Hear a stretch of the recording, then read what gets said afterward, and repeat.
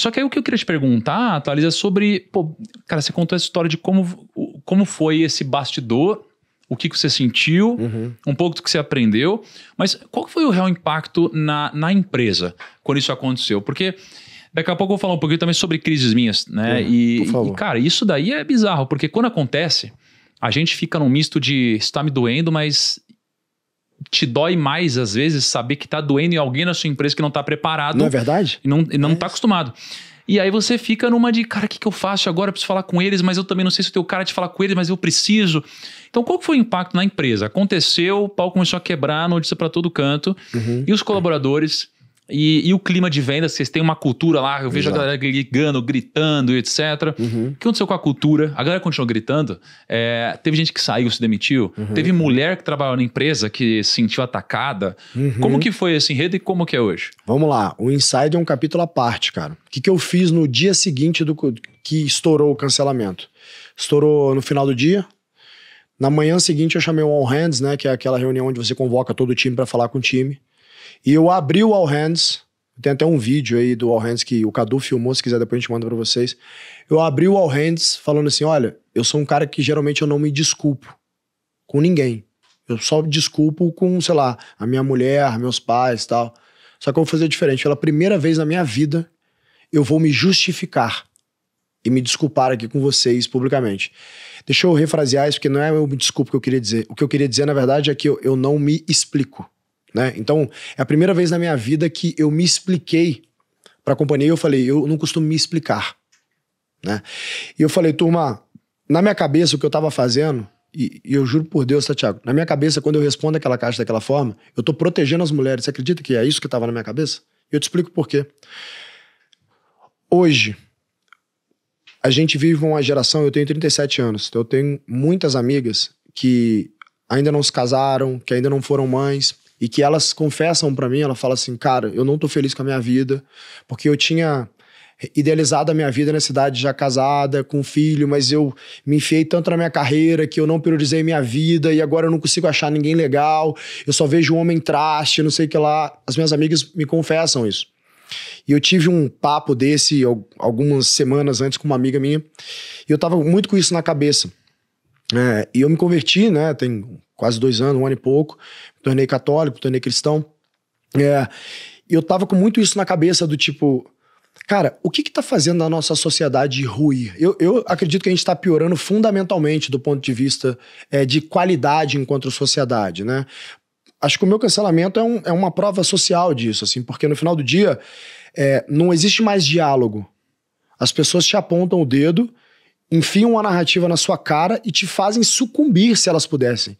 Se eles tivessem conseguido, eles teriam me levado a zero, teriam destruído o G4, teriam me destruído a minha reputação. Eles tentaram fazer isso. Né? Então, não existe mais diálogo do tipo assim, pô, Thales, que bobagem que você falou, isso faz com que outras mulheres se sintam ofendidas. Eu concordo, me desculpa por ter feito com que você se sentisse ofendido, não foi minha intenção. Aí pronto, acabou, teria um diálogo. Hoje não existe diálogo.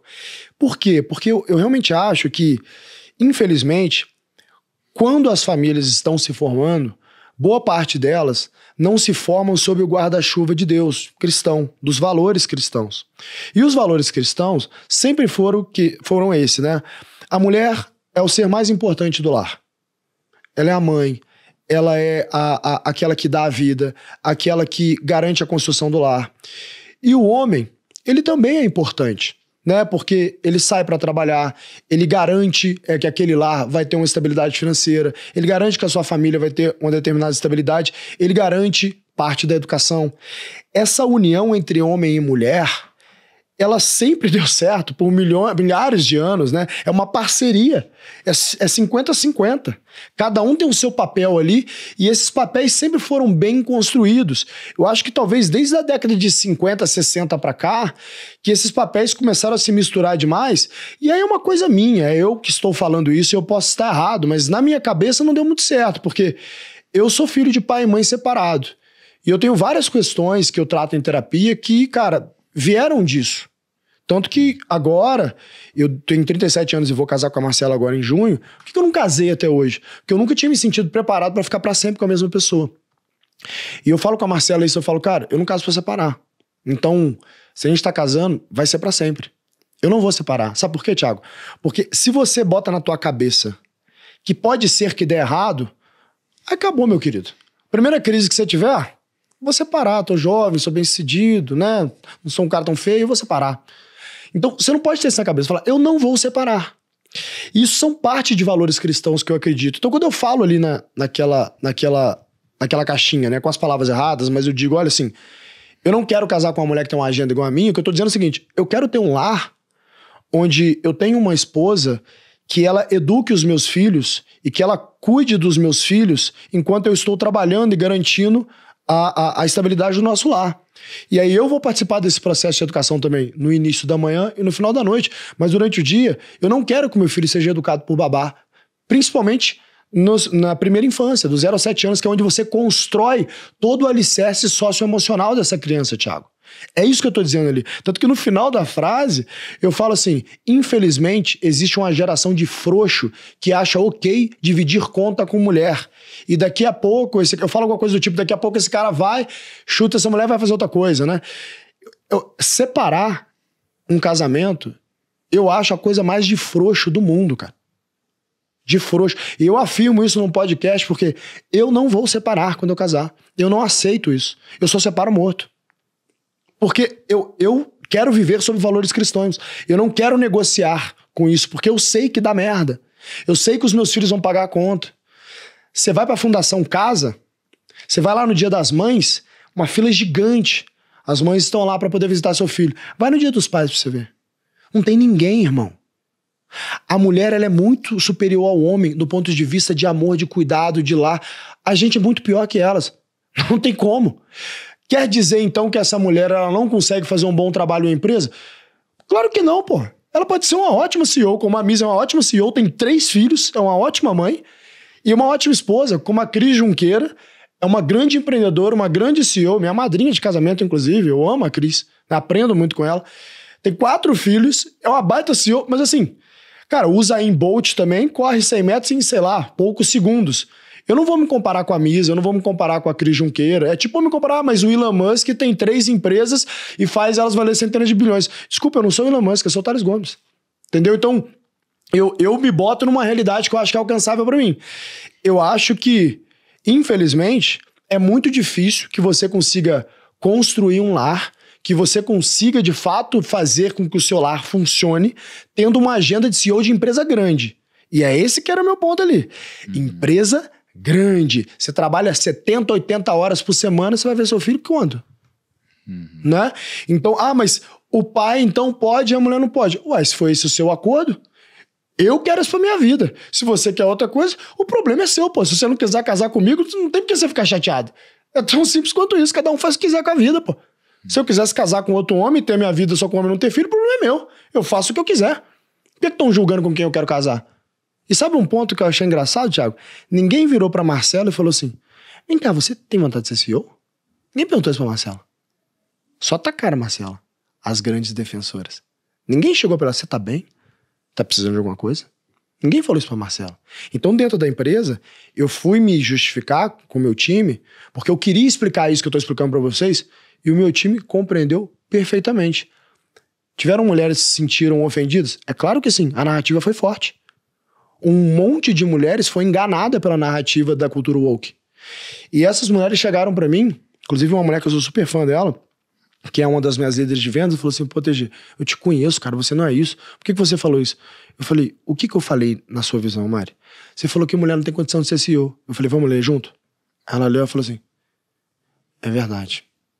Mas deu a entender isso. Eu falei, você tem razão. Esse que é o meu erro. Então me desculpa por ter feito você se sentir assim. Porque eu te respeito pra caramba. E eu quero você comigo. E ela continua comigo. É super minha parceira. Acho que o ponto é o seguinte. O papel do líder naquele momento é endereça pra sua tropa, acalma todo mundo, bota a bola no chão. Falo, galera, vocês sabem como é que funciona. A gente é cancelado volta e meia, né? Vocês sabem como é que funciona. Dessa vez é um pouco pior. Então vai ter uma crise grande. Eu vou ter que dar uma segurada. Eu sou um canal de vendas importantíssimo pra empresa, né? Eu vou ter que dar uma segurada. Que significa que vai cair lead. Vai cair receita. Mas eu tenho um plano para que em um mês ninguém mais fale disso. E consequentemente eu consiga voltar e tudo volte ao normal. Só que uma companhia como o G4, Thiago, A gente tem mais de 100 milhões de custo por ano. Um mês é duro, querido. Você sabe muito bem disso. Então, eu ter um down de receita em um mês e, cara, eventualmente voltar devagar depois no próximo, é isso. Significa que eu tenho que demitir 10, 15% do meu time. Então, naquele momento ali, eu falei pro meu time, eu falei, olha, com essas palavras, eu como general de vocês, eu preciso pagar pelo preço de ter colocado vocês numa emboscada. A culpa é minha, não é de vocês. Deixa comigo que eu vou resolver esse problema. Foi só isso que eu falei com eles. E chamei mulher por mulher. Ali 40% da minha empresa é mulher, mano. Então chamei mulher por mulher. Quem quer falar comigo? Quem se sentiu ofendido? Eu quero falar. Aí fizemos 3 salas lá diferentes. Conversei com cada uma delas. Cada uma delas. Arredondei a bola com cada uma delas. Algumas das mulheres que estavam me criticando publicamente, que eu conheço, mandei mensagem para todas elas. Nem todos me responderam, faz parte, tudo bem. Mas mandei mensagem para todas elas. Então eu fiz o que eu tinha que fazer, o que estava sob meu controle. E aí depois, quando eu tinha arredondado toda essa bola ali, a gente sentou com o time de marketing estratégico, falei, galera, a gente vai ter que arrumar formas de compensar isso aqui, porque não faz sentido eu voltar agora e ficar rodando anúncio meu, que tem muito hate, vai vir ICP ruim, vai vir lead porco pra gente, vai dar mais trabalho do que, de fato, gerar venda. É melhor que a gente tome um pouco desse down de receita e depois volte. Mas só que a gente descobriu um negócio curioso, velho. A gente fez uma conta. Você acredita que eu perdi mais dinheiro pedindo desculpa do que por causa do cancelamento, mano? Você acredita nisso? É mesmo? Como assim? O que aconteceu é o seguinte. Como eu te disse, a maioria absoluta do nosso lead entendeu o que eu quis dizer. E não se sentiu ofendido. Então, os nossos leads quentes começaram a ficar putos porque eu estava bowing down, né? Porque eu estava aceitando o cancelamento da cultura woke. E a turma falou, ué, ele que sempre bate no peito e fala que é incancelável, que não tá nem aí pra cultura woke, por que ele tá aceitando? Não se sangra no tanque de tubarões. A turma me julgando pra caramba. Quando o Alfredo e o Nardon fizeram o post, pessoal, puto, os sócios estão limando ele, os sócios abandonaram ele, como eles são antiéticos. Puta, o cara que... As pessoas têm umas paranoias do tipo, você fala, ele que fez o dia 4, é mentira, mano. Se ele meu sócio, eu não faria nada, tá ligado? A gente é igual ali, de questão de importância, cada um no seu lugar de potência. Então, o pessoal meio que teve uma ideia de que eu fui muito injustiçado e fui frouxo. E isso, pra quem eu sou, né, pra minha imagem, é muito ruim, né? Que se tem uma coisa que eu não sou, é frouxo. Então, a turma me conhece há muito tempo, falou, cara, o que aconteceu que ele afrouxou? Só que ninguém tinha um contexto estratégico do que eu estava fazendo e, principalmente, do tamanho da grandeza de uma decisão de você se sacrificar em prol das famílias que a gente emprega ali dentro, entendeu? Mas eu falei, tá tudo bem.